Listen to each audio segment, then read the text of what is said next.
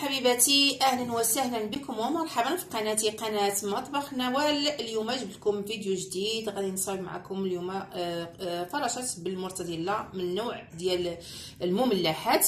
كيجيو رائعين وكيجيو مقرمشين، كيجيو مالحين زوينين.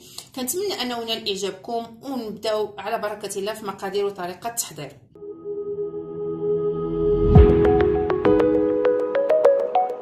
عندي هنايا كميه ديال الفورس 750 غرام يعني مغربل فورس. عندي هنايا 125 غرام ديال الزبده. عندي هنايا نص معلقه صغيره تاع الملحه. عندي هنايا باكيه تاع يعني ساشيه ديال الخميره الحلويات. وعندي هنايا بيضه وحده كامله. غادي نجمع بعدا هاد الزبده مع الدقيق والخماره والملحه بالزبده.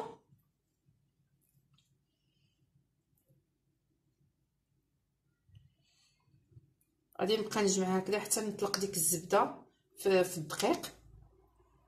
وديك الساعه غادي نضيفوا الفرماج. صافي بعد ما خلطت ديك الزبده مع الدقيق غادي نضيف هنايا الفرماج محكوك وشي حبات نتاع الفرماج مثلثات اولا مربعات اللي بغيتو. المهم خصهم يكونوا 50 غرام. وعندي هنايا 40 غرام ديال المرتديلا محكوكه كاشير. وغادي نخلط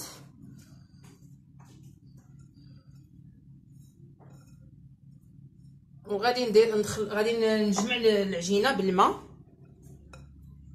الماء ماش نقدر نعطيكم القياس نتاع الماء، تتجمع معكم العجينه وغادي تحصلوا على عجينه تكون رطبه ولينه. دائما المقدار ديال الماء على حسب نوعيه ديال الدقيق.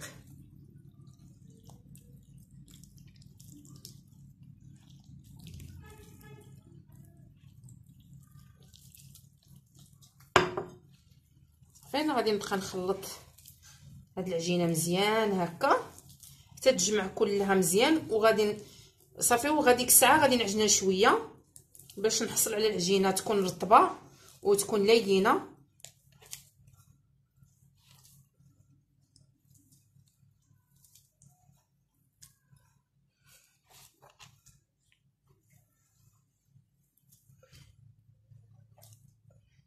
يعني ما كتحتاجش تدليك بزاف، غير كتجمع العجينه صافي. صافي انا غادي نستمر هكا، غادي نعجنها هكا حتى تجمع معايا العجينه. صافي راني جمعت العجينه على هاد الطريقه هذه وغادي نقسمها على جوج.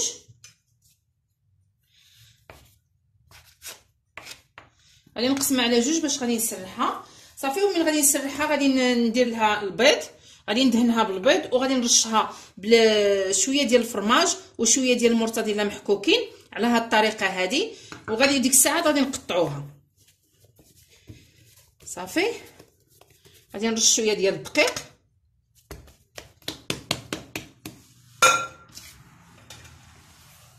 وغادي نسرحوها بالدلاك.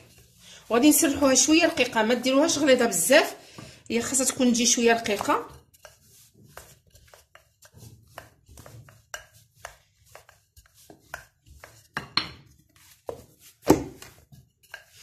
غادي نسرحها مزيان.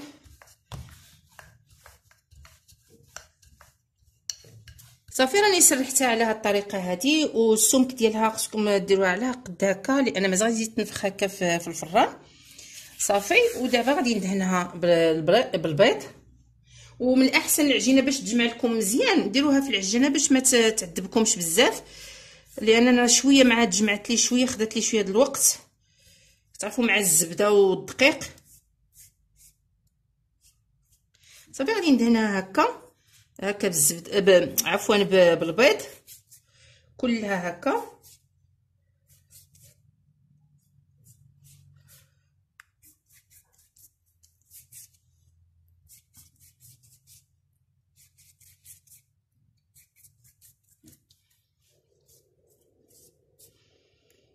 راني قديت لها الجناب هكا شويه بديك القطعه ديالها بحال ديال الجراره بهادي صافي. وغادي ندير عاوتاني هكا شويه ديال الفرماج والكاشير. عاد ديك الساعه انا غادي نقطعها.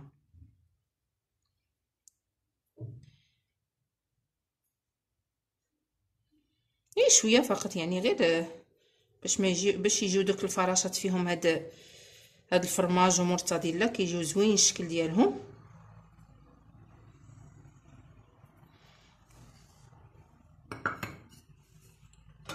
صافي. وغادي نبقى نقطع هكا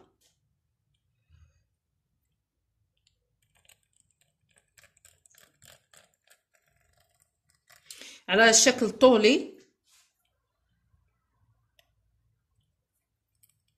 غير بشويه باش يجيوكم مقادين هكا.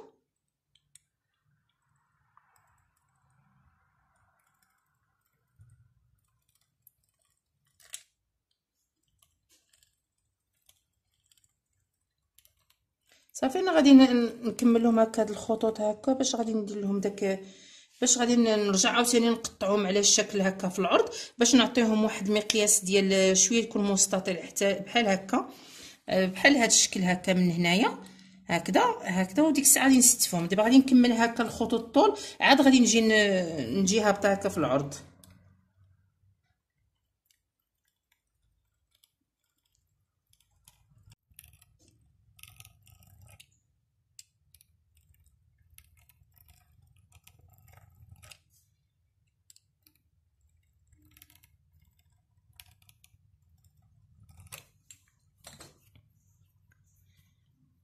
هذه غادي نحيدها، جات زايده.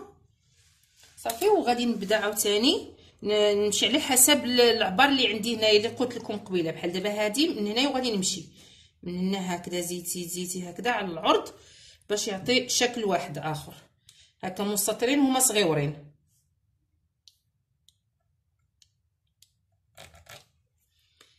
صافي. غادي نستمر هكا، وغادي نوري لكم كي غادي ندير له الشكل ديالو. صافي. راني كنستفهم هكا في اللاطه نتاع الفران. غادي نبقى نجمعهم غير هكا بحال هكذا بين صبعي هكا، باش غادي نعطيهم داك الشكل ديال الفراشه بحال هكا، غير بشويه في الوسط. كنتكيو هكا في الوسط بين صبعنا هكا. صافي.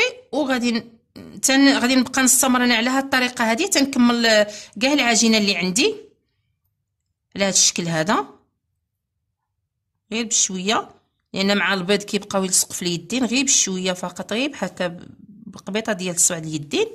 صافي. انا غادي نستمر على هاد الطريقه هذه، وغادي نوريكم كيفاش جا في الاخير. صافي. راني درتهم هكا في اللاطه، ستفتهم ودرت لهم، زدت لهم شويه ديال الفرماج، البلايص اللي جبرتهم ما فيهمش زدت لهم شي شويه ديال الكاشير والفرماج. صافي. ودرتهم على الشكل هكا فراشات او بابيون بحال هكا. ودابا ندخلهم الفران اللي ديجا شعلته 180 درجه، وغادي نخليهم يتحمروا شويه من الفوق ومن التحت، وغادي نخرجوهم ونتلاقاو في الشكل النهائي ان شاء الله. هذا هو الشكل النهائي نتاع دوك المملحات اللي درنا مع بعض على شكل فراشه او على شكل بابيون. كيجيو غزالين وهشاشين. اللي الا كيعجبكم بحال هذا النوع نتاع المملحات خليهم لي في لي كومونتير. والا عجبكم هذا الفيديو ما تبخلوش عليا بلايكات ديالكم، وبارطاجيوها للاهل والاحباب والاصدقاء باش تعم الفائده. واللي مازال ما التحقت بالقناه ديالي ضغط على الجرس وابوني باش يوصلكم كل جديد. والسلام عليكم ورحمه الله تعالى وبركاته.